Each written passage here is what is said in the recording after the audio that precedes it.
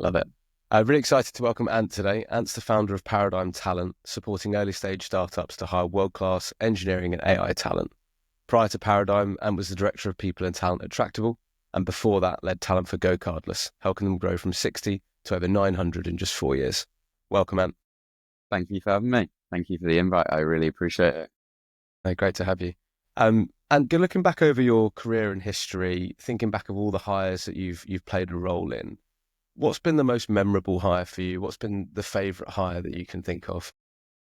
And I'd probably say, in all honesty, the chief product officer that we hired into Tractable, it was a guy called Venkat.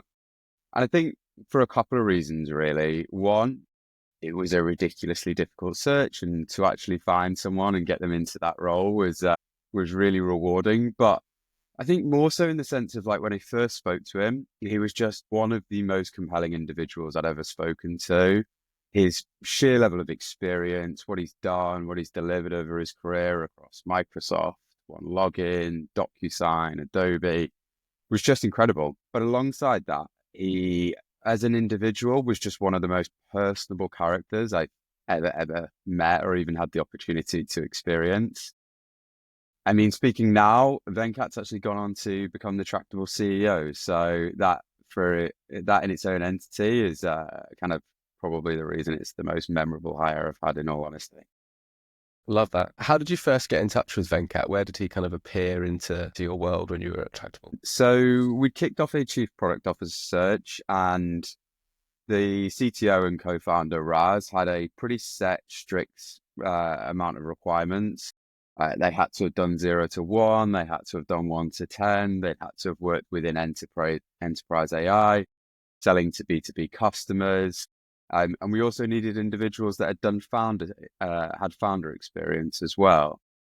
So we mapped out the entirety of the market, and we were not able to just look at the UK for this. We had to look globally. And after a lot of indexing different companies on Crunchbase, we managed to produce a short list of about 100 people. Saw Venkat's profile, loved it, reached out to him, and he'd engaged straight away. So he was keen to have that chat and have that conversation. You make that sound super easy, but having done Yeah, some of those things before, I know that's not as easy as you've made it sound. How quickly from speaking to Venkat did you think, okay, this guy's the real deal? honestly, I think it was within the first couple of minutes that I was just absolutely blown away. I think it's one of those situations whereby when you speak to someone and you know how impressive they are as an individual, it comes across really, really quickly. And yeah, I think within 5-10 minutes on the call, I was pretty confident that he'd be a strong contender to get the job. And fortunately, he actually did. So it was good to put my money where my mouth was. And do you think, thinking back over all the hires that you've made, obviously going on to be the CEO is quite a promotion Yeah, from a chief product officer, but do you think he's probably one of the most impactful hires you've made? absolutely. Yeah. I mean, where we were at with Tractable is, as an organization and as a business, they'd been through monumental growth over the course of the last couple of years, kind of 0 to 40 million in revenue. And ultimately, what we've done is we built a really, really strong set of solutions. But as an organization and as a business, it was still quite solutions focused and not necessarily as product led as it needed to be. And it's really hard to transition from it being solutions led to product led. And ultimately, Venkat was able to get the support of the entirety of the executive leadership team and really kind of steer the course in terms of how do we become product led and how do we think about the next stage of growth and the next journey that they're in out. So yeah, I think overall, the impact that he'd had on the business was second to none. Awesome. That's a great example. Thank you for sharing it.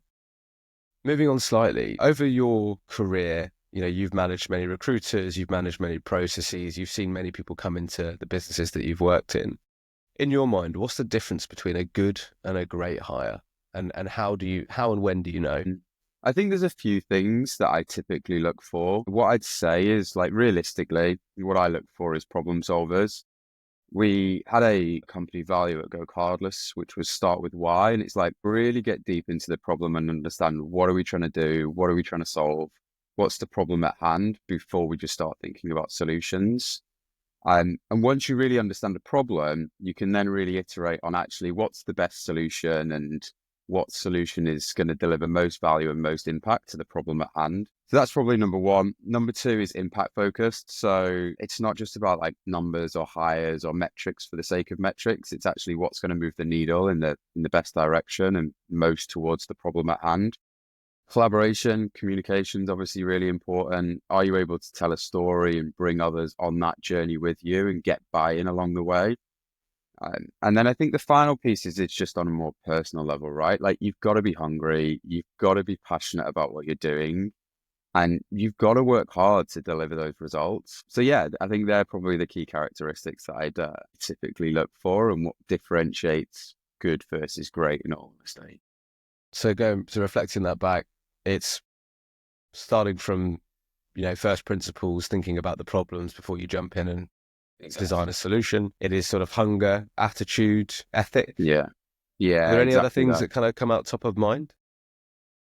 I suppose other things that I think I really like to see in hires as well, and from what I've seen of individuals that have gone on and grown and progressed quite quickly, is attention to detail, individuals that are incredibly meticulous. It's not just about kind of staying high level. You need to be able to get down in the weeds. And then additionally, I think the other piece is that real desire to really take something from nothing and make it something as well. Yeah, attitude, impact focus, problem solvers, meticulous, and then obviously the hardworking piece is kind of the cherry on the cake.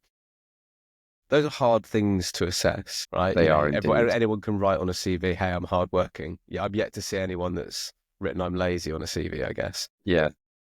How do you tease that out? How do you kind of get a signal on that? What are the signals that you're looking for when you're trying to evaluate somebody against those kind of characteristics? So on I suppose the data-driven side of things, I always want to understand like how people think about data already. What are the metrics that they use in their day-to-day? How do they use to influence the work that they're doing? And in turn, how do they then think about like what they need to be doing next based on the data that they're utilizing on a day-to-day basis? From I think, a hunger and passion perspective, that really comes across in a call with someone, right? If someone is passionate about what they do, quite quickly you're able to see and able to identify that this person cares. Like they actually want to do a good job here. This isn't just another interview or another conversation where they're having to walk through their CV or walk through their LinkedIn. I'm on the problem solving side of things and really kind of wanting to ascertain as to like what's the why we're trying to do here. What I typically do is ask someone on a particular problem that they faced. How did they identify that problem? How did they quantify how much of a problem it was? And then what was the kind of next steps that they followed in terms of project execution? So you can really get an understanding in terms of how someone thinks about the actual problems that they're trying to solve. And the hardworking thing, I think, like you said, it's not something that you can easily identify in interviews, but you kind of quickly see that early stage as someone joins a team and joins a business. But if someone is passionate, atypically, they're going to work hard and going to want to do a good job. Nice, thanks. So tell me about a role, or tell me about the most difficult role you've ever worked, and explain why was that such a challenge? Good question. It probably ties back to the Venkat hire, in all honesty. As you could probably imagine, hiring an exec into an early stage founder-led business is never easy to do. This one was particularly difficult, just given the stage that we were at. We'd never had a chief product officer in seat before. And ultimately, we had a very strict set of requirements. So, like I mentioned before, we needed someone that had operated in a vertical AI space, which those companies are few and far between. With the boom of kind of ChatGPT, OpenAI, and large language models, there's a lot of AI businesses popping up, but typically most of them are horizontal solutions, like your large language model providers. What Tractable was doing, it was focusing specifically on a niche of utilizing computer vision, specifically for the automotive sector. And whilst we didn't need someone to have computer vision experience within the automotive space, we need someone to understand the differences and the complexities of selling enterprise B2B software to a specific vertical. The other kind of key things that we were looking for there is someone that had done 0 to 1. So actually, how do you build a product from the ground up and find product market fit? And then actually, once you found product market fit, how do you take that to the masses and how do you scale it there and out? And all of those things combined, I think each one of them makes it quite a difficult search, but all of those combined made it a very, very difficult search. And they've also got to fit with the founder, fit with the team, fit with the culture as 100%. well, right? On top of that already Yeah, pretty exhaustive list of requirements. How did you think exactly. about that component of it? Because, at that exec level, people tend to come more fully formed. They're not necessarily in that hockey stick growth period of their career. They kind of are what they are. How do you try and match and find the right kind of fit for the team and the right complementary strengths and ways of looking at the world? I mean, ultimately, you can't identify that on a LinkedIn profile, right? That's about the conversations that you're having with those individuals. So as long as they've got that kind of demonstrated impact and they've seen that growth in their career and they are ultimately ticking those key requirements that we're looking to see out of this hire and this person coming into this role, it's then actually about ascertaining who they are as a person, what they're looking for out of their next challenge, their core values and how that aligns with the organizational values and the business values. And actually then their ability to be able to navigate those situations whereby you are walking into a founder-led business. This has been their baby for the last amount of years, and you are going to be ultimately driving change and driving something in a different direction or potentially a new direction. You're going to have to get buy-in in those situations. So their ability to be able to communicate and tell that story and really navigate those challenges with founders comes across quite early in terms of like their general behaviors, culture fit, and communication skills as a whole. Awesome. That's a really great example. A couple of kind of like slightly left field questions here. I guess like, you've played a role in the hiring of a lot of people. Mm.